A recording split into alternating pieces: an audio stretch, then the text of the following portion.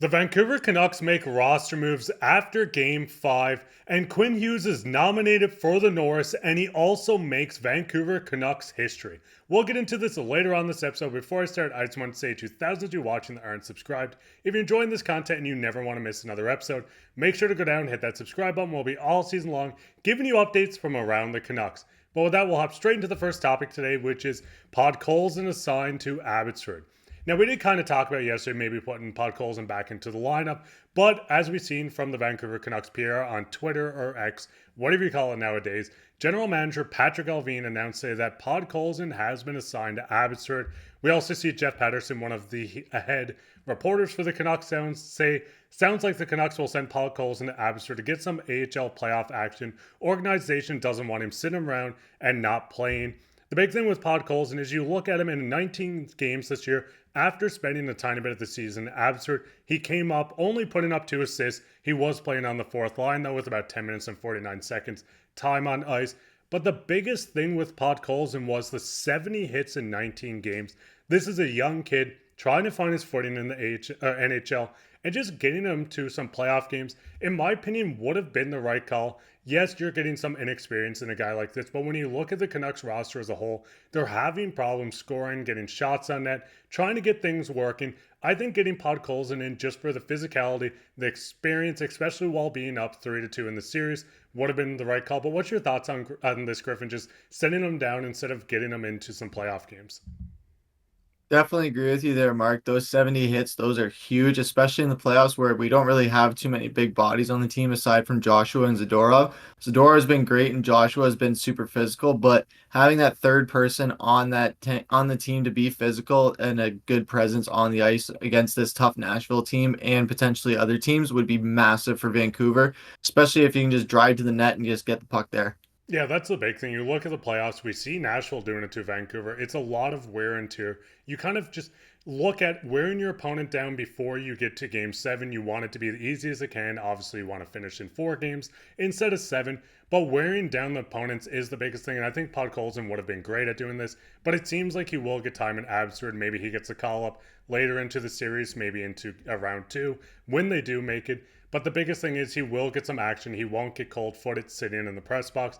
And just what's your guys' thoughts on this with Podkolzin going back to the AHL instead of making the lineup? Now, with that, we'll get straight into the second topic today, which is quite a big one, and that is Quinn Hughes is a Norris Trophy finalist. Now, you can see this. Chris Johnson did report Quinn Hughes, Roman Josi, and Cale Makar are finalists for the Vezina Trophy. The Norris Trophy. And just Griffin, what's your first thoughts on seeing this list of guys, and what's your thoughts on Quinn Hughes winning this?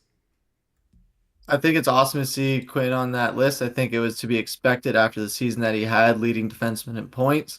It just seems like he gets better and better every year. And in his first year of captaincy, it's amazing to see him get on the list again. It's just another award for this Vancouver team that is just another highlight to a fantastic season. Rick Tocchet for the Jack Adams, I'm sure will be the next one announced, and I'm sure that we're hoping that there's more to come. And as great as these awards are, you really want the big one at the end of it all. Yeah, the Stanley Cup is what exactly all these players want more than anything. But just looking at Quinn Hughes' season, we did see previously he did have some Norris votes. The big thing with this season, 92 points, led all defensemen in points getting. He's a guy that can still get you points on the penalty killer. He's a plus 38. And just saying he had an incredible season is almost just underlining how good he's actually been for this Canucks team. The biggest thing is, like I said, you can see that he led all blue liners in power play assists, second in power play points. He also became the third defenseman in NHL history to record 200 assists in 3 season stretch, joining Paul Coffey and Bobby Orr. That's some pretty big names if you ask me. The 24-year-old is the first player in franchise history to be voted as a finalist for the Norris. If he wins, he'll be the 4th American-born player to win it, with Chris Chelios, Brian Leetch, and Adam Fox. It's just one of these things, looking at this season Quinn Hughes is having, it's almost hard to say that he won't win it. I mean, when you do look at just Quinn Hughes as a whole, he's the first defenseman, like I said, in 54 years to be nominated for the Norris in Canucks history, and he's also the first defenseman in franchise history to finish in the top 5 in Norris Trophy voting. And just Griffin, what's your thoughts on Quinn Hughes' the season he's having, and what's the chances do you think he actually wins this? I think his chances are looking pretty great as well as well, as great as Cale Makar has been in the postseason for Colorado, Quinn Hughes has also been nearly as great in the postseason.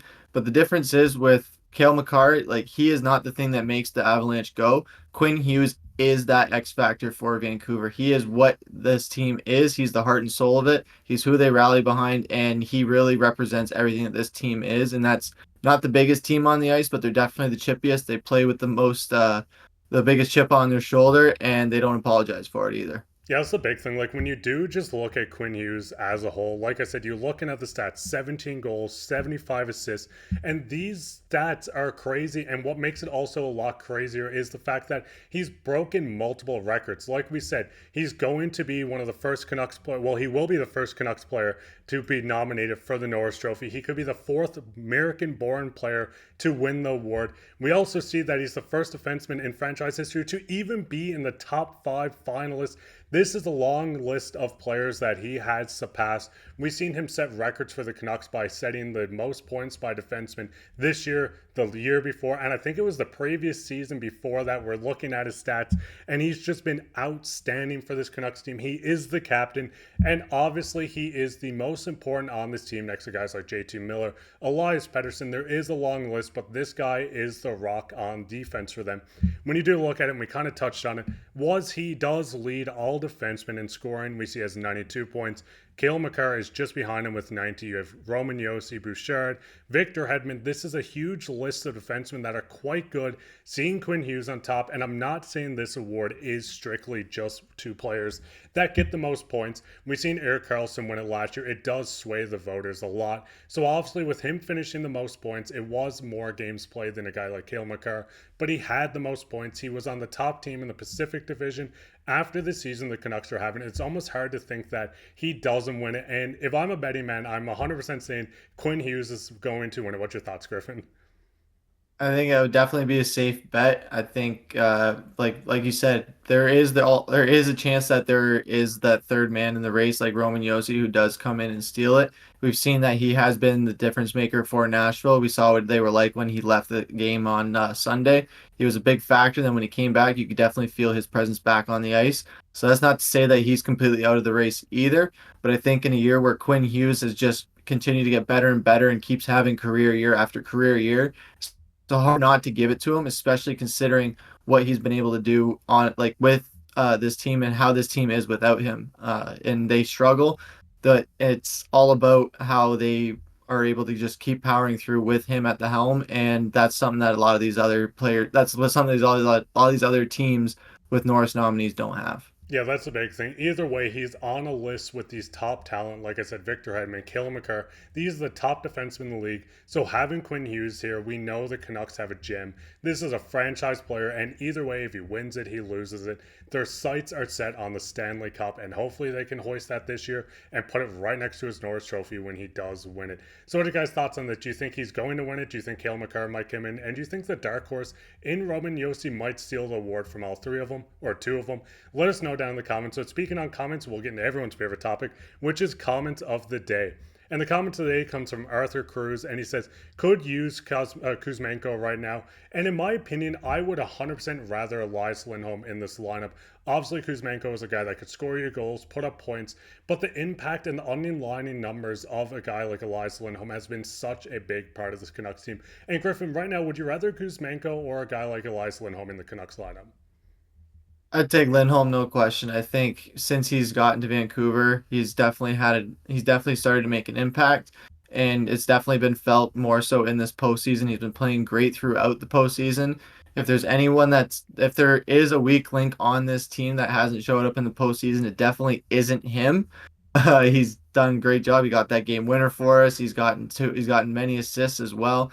He's got a lot of shots on net. He's been physical. He's been right involved in every play that he's been on the ice for, and it's hard not to agree with you there, Mark. Yeah, no, I agree with everything you said as well. And what's your guys' thoughts on this as well? Do you think Kuzmenko would have been a better fit going into the playoffs? Are you happy with how good Elias Lindholm has been? Let us know down in the comments. You could be featured on the next episode of Canucks Digest as comment of the day. While you're down there, make sure to like, subscribe, leave a comment, share this with your friends. But with that, that'll be it for this episode of Canucks Digest. I've been your host, Mark Pye, alongside my co-host, Griffin. Take care.